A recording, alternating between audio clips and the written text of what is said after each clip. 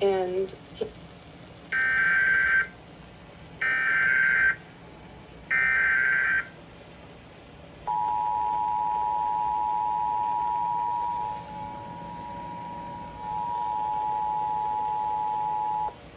The National Weather Service in Charleston has issued a severe thunderstorm warning for portions of Long County in southeastern Georgia until 4:30 p.m. Eastern Daylight Time.